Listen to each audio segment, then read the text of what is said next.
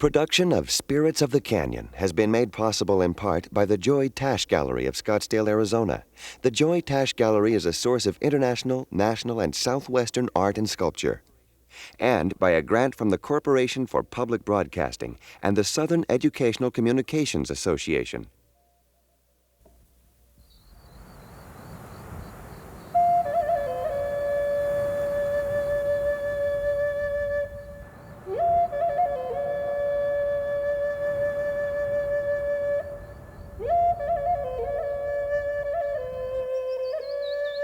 Ten 10,000 years ago, in the lower Pecos region of Texas and Coahuila, Mexico, a prehistoric people left their mark on this land.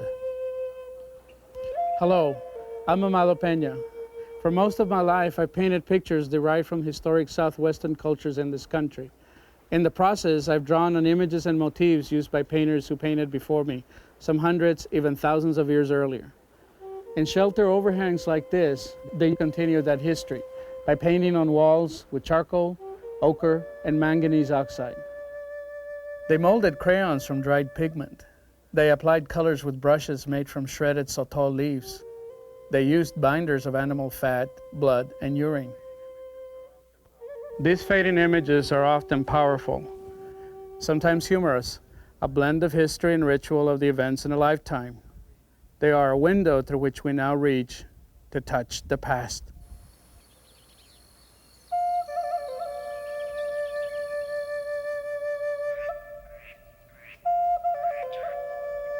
It is a harsh landscape that lines the banks of the Rio Grande, where the U.S. and Mexico brush one against the other. A desolate land broken by coursing rivers and slashes of deep canyon. A mysterious land where ancient people left their signatures on limestone walls.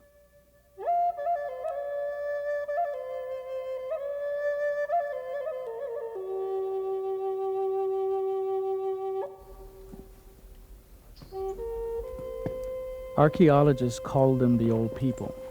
These people who claimed the lower canyons on the banks of the Rio Grande, the Pecos, and the Devil's Rivers. That is nice. One of the preservations, actually, isn't it? Oh. The paintings they left behind offer a tenuous bridge between the past and present. It is one of the most extensive rock art galleries on the North American continent and affords us a glimpse into a world of both beauty and simplicity.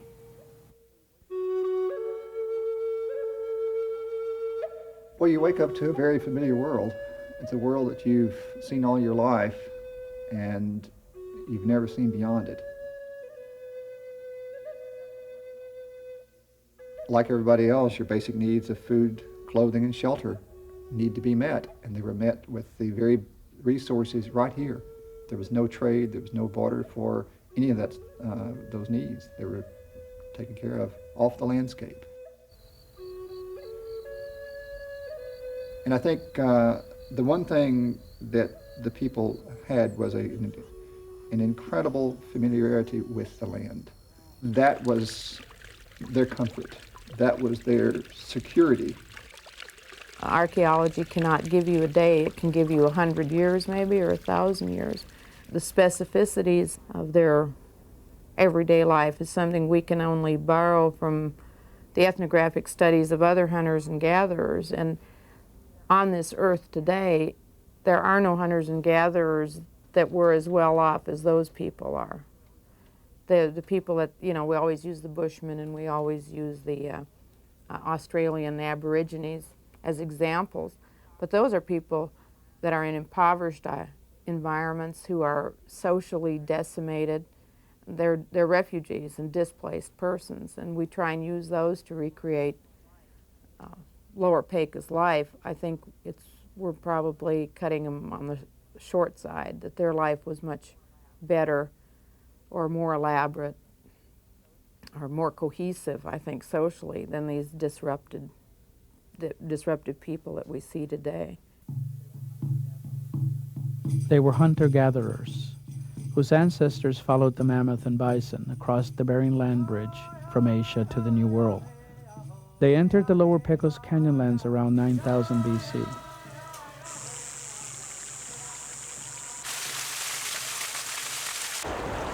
The glacial ice masses were melting, and the climate in the northern hemisphere was undergoing dramatic change, bringing with it a new landscape and fauna that would replace the native camels, horses, giant beavers, and mastodons. What was happening in the deserts of northern Mexico and southwest Texas was that there was a desiccation. The country was drying up. Desert vegetation began to spread, and these early people began to settle into those deserts and learn to use the desert resources. They lived in a land of relative abundance. They had desert succulents and fish and deer and game and all the chert they needed for their stone tool manufacture, and they had houses provided to them by rock shelters. So it was really more of a lush environment for them.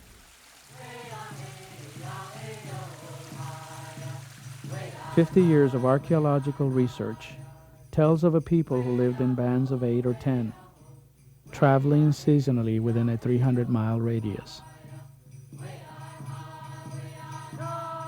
They may have come together from time to time in larger social groups, either to wage war or to celebrate particular events, rites of passage, puberty ceremonies, much as the Australian Aborigines did, or much as the hunters and gatherers in Africa did, South America do. These hunter-gatherers lived within an area located today near the southwest Texas town of Del Rio, on the edge of the Chihuahuan Desert.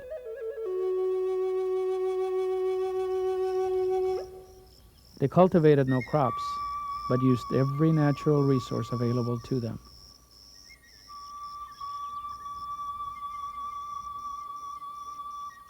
They knew the movement of game and the fruiting cycles of plants. Archaeological work out here has uncovered remains of the diet in terms of preserved fecal material. An analysis of this fecal material has given us an incredibly accurate, detailed profile of the diet. To begin with, they're basic plant foods that we find over and over again include prickly pear, the sotol, and the lechuguilla, which is a diminutive form of agave that grows in this area. These were staple foods. This is a lechuguilla bulb. This is really interesting in that it shows you what you see in archaeological sites. Lechuguilla forms a large bulb and it grows in the ground, and all the leaves pull off like artichokes, and that the Indians used to cook these bulbs. They'd take a sharp flake, they'd cut them off like so, and then they'd eat these much like you would an artichoke. They also use these things to make the frames for their sandals, that they would bend these off and make frames like so out of them. There'd be a whole layer of just fiber. In that layer of fiber, you'd find these things that we kept. Many of the artifacts the old people left behind were collected by San Antonio's Whitty Museum. It amazes me how they twisted that twine out of that fiber, because it's not exactly an easy fiber to handle, even after they chewed it. Their early expeditions into the dry rock shelters of the Trans-Pecos yielded a treasure of over 15,000 pieces. In this corner, this is a complete mat, practically. Matting and bone, sandals, chewed lechuguilla, and painted pebbles, the remains of a culture. The earliest explorers sent out by the Whitty were young adventurers. The time was the middle of the 1930s. Well, it was Depression year. There was no jobs, no work. You know, you needed something to do. Neither one of us was an archaeologist, but we never got faulted for our work. The basic thing, we saved that stuff from the vandals that were beginning to scoop it all up. Scientifically, we were vandals. Scientifically. When I think now, what you save, you know, every leaf, your concretions, your seeds, you save everything. All we were looking for, baskets, painted stones, and barrels. You know, but as I say, at least we saved it, and we have it. Most of the artifacts Harding Black and Jack Davenport uncovered were in Eagle Nest Cave, near Judge Roy Bean's town of Langtree. Work in the trenches started at daybreak. We'd start right in the middle from the front and go to the back. We had a trench, it was about 6 feet, 8 feet wide, and trying to keep some idea of where the material was coming from, we went back in layers. We'd go back and dig down till we could see a change in the strata, about 4 feet. And we'd carefully take everything out of that and catalog it. Then we'd take the next layer. Black and Davenport explored the cave vertically. Later, during the 80s, archaeologists would work caves like Eagle Nest horizontally to learn how the space was used by the people who lived there. We have found through our excavations that they did divide the space up within the cave. We found a bedding area, literally human nests, where a big basin was scooped out in the earth, and then it was carefully lined with sticks, and then the sticks were carefully covered over with twisted bundles of grass to make a nice bed. We found tucked under the edge of the bed a little fish skeleton, like it was somebody's bedtime snack or something of that sort. And we found other parts of the cave that were used as latrines, this area of the cave used as a cooking area, and we found areas of the cave that were work areas. This is a prehistoric workbench. You can see the shine that's built up here on the rocks, and this is from when the Indians would have processed either hides or some sort of plants to make clothing or some sort of thing like that.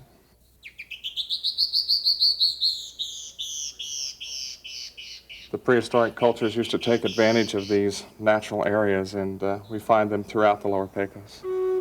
Something like this is where perhaps the women would have ground different types of seed. Certainly it wouldn't have been corn, but it would have been some type of seed.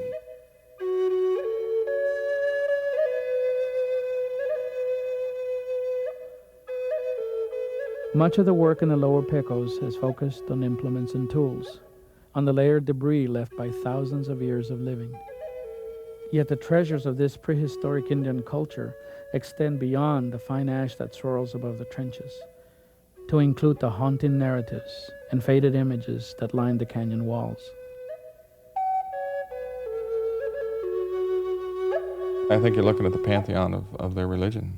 You know, most Native American Indians, their religion was what's known as animism. They believed that the world was animated with spirits, that every species of tree, every species of plant and animal had a helper, a supernatural being that was in charge of its continued existence. But I think what you're looking at are different spirit helpers on the wall. We do not lock into the meaning of these symbols. The symbol world, the spirit world of these people are extinct, as they are. And there's no way of ever recouping that. The one mistake that we often make, and we all make it, is to try to interpret this art from our own world. And we can't do it. We don't have the Rosetta Stone that tells us what these symbols stand for. I think they reflect what the people of that era and that date thought, who they were, what they did, how they handle their everyday life. That's what's on the wall. Their day-to-day life, their religion, their hopes, their dreams, what they expected the generations to come, or what they expected the next day.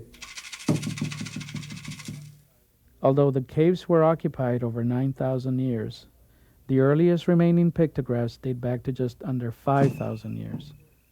They are the distinctive Pecos River style, painted on these walls a millennium before the Great Pyramids of Egypt were built.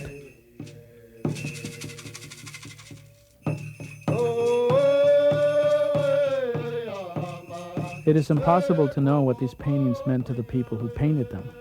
Yet scholars suggest they commemorate some basic values and rituals that help to codify the society, perhaps to ensure the success of the hunt or the continuation of the community. Let's say, for example, that this art, or some of this art, was produced during the course of a male initiation ceremony, let's say a circumcision ceremony, where The young initiates were undergoing a great deal of anxiety, fear, in context with this particular ritual.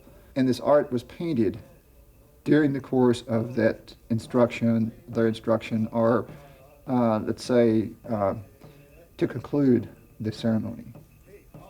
I can guarantee you, in the minds of those initiates, they would never ever forget this site, the art, or the stories that were told in conjunction with it.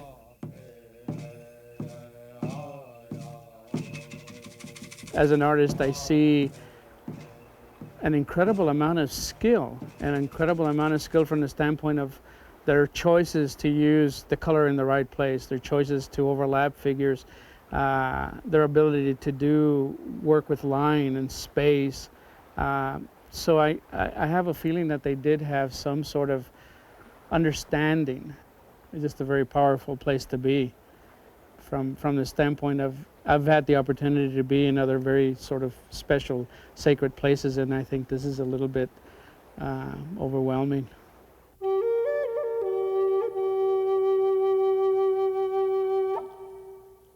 I have no doubt in my mind that the Pecos River style is one of the great religious art styles of the world. And that isn't giving them credit for any kind of organized religion at all. But all the people that came into North America, presumably from Siberia or from the old world, carried with them a religion that we call shamanism, or you can call it magic. And the practitioner is the shaman or the medicine man. He is the one that is depicted in the Pecos River style the most. The central figure to us in this particular panel is the white anthropomorph, which some people refer to as the white shaman. Why white? White is unusual, granted. But again, we don't know what the colors symbolize. In primitive worldviews and primitive art, colors are very, very important. And colors stand sometimes for different directions, east, north, south, west. They may mean something else, and it may just be that white stands out.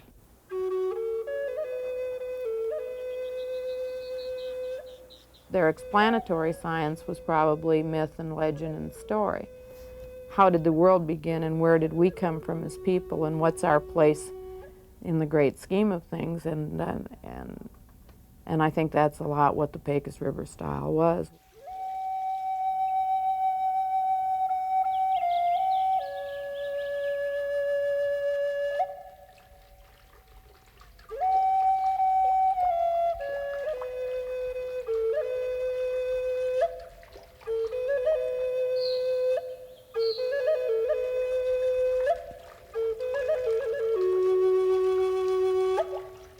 Myth and legend did explain much of their world, yet surely there were natural phenomena the old people could not explain.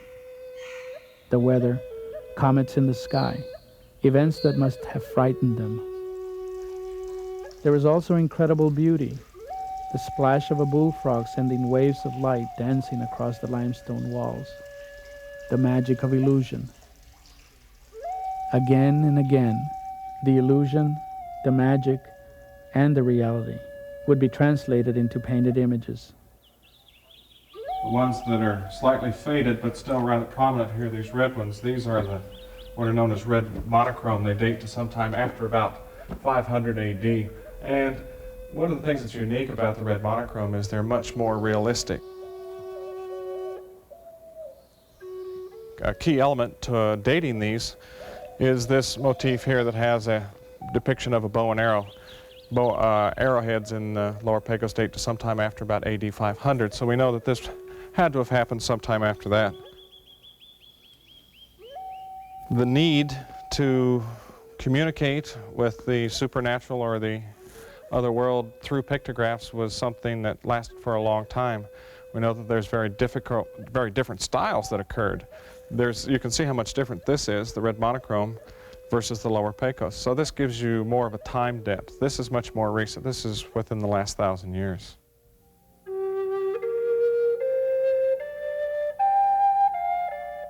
There's clearly a chronicle painted in these shelters. a record spanning thousands of years in the lives of these ancient peoples. From the majestic paintings of the Pecos River style to the less prevalent, tiny red linear motifs that depict stories of armed conflict and communal hunting, to the late prehistoric red monochrome art. Finally, to historic art like this, in the Arroyo de los Indios and in Vaquero Shelter. Here, pictographs seem to tell stories of real events as Spanish explorers moved across the continent.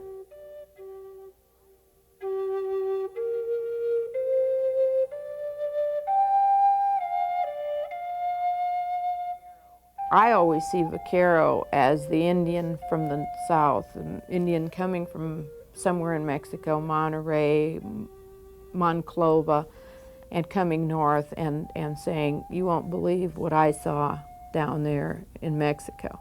And he draws this picture for his friends or colleagues or people that he's met, and he signs it with his handprint, which is his signature. And they probably stood around and went, no way. It is possible in time, archaeologists will detect a pattern that will help unravel the meaning of the Lower Pecos art. But time may not be on their side. The raging rivers have been dammed and harnessed, and archaeological sites flooded. The landscape has continued to change.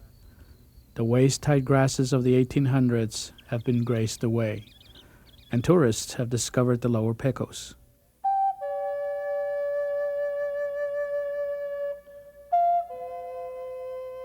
The rock art, as we see so vividly displayed in some of the cave walls, is being affected by the way we use the land. It's affected by I'm sure, by the rise in moisture from the lake. It's certainly affected by visitation. It's affected by people who vandalize it. And it's affected by just the natural processes themselves, which have been going on for thousands of years. The elements do play a key factor in it. Of course, now the human element is the most unpredictable one. We can pretty well predict what the effects nature will have, but man is a whole different beast. He does things for no apparent reason. Round holes like this quite often are the product of vandalism and people digging for arrowheads. The archaeological sites in this area, beautifully preserved records, really archival records back in the last 9,000 years, have just been ravaged by collectors to the extent that there are virtually none left intact today.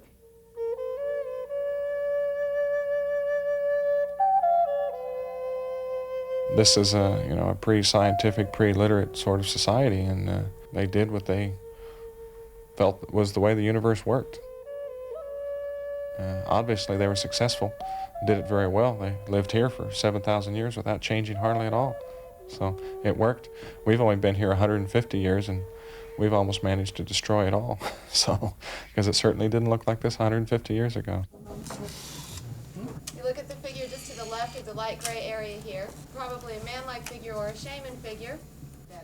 Tourists continue to flock to the Pecos, photographers and painters and scholars, in search of a photograph for the album, a piece of history, an explanation, the secrets of the old people long idled in the dust.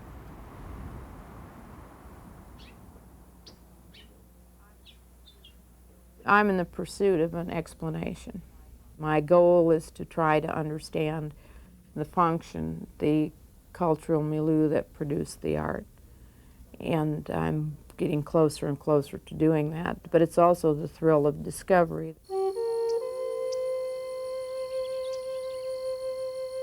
There's no feeling quite like coming around the corner in the bottom of a canyon there. You've been crawling over boulders and through thorns and thickets, and you come around the corner and you see it.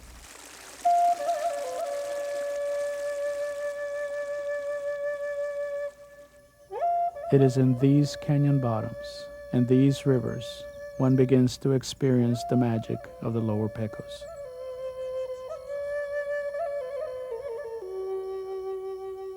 Be out there on the river someday when you have a huge thunderstorm. Be out there when it's 32 degrees. Be out there when it's 110 degrees. Be out there when the sky is clear and blue.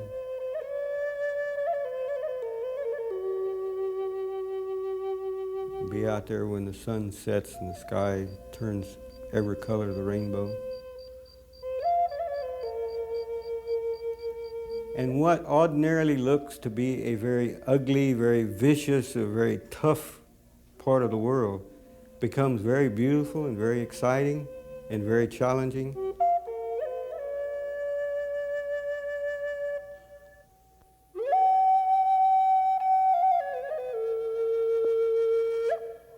It is a legacy of art, a legacy of the land, a legacy from a people who flourished for 10,000 years. And then they were gone.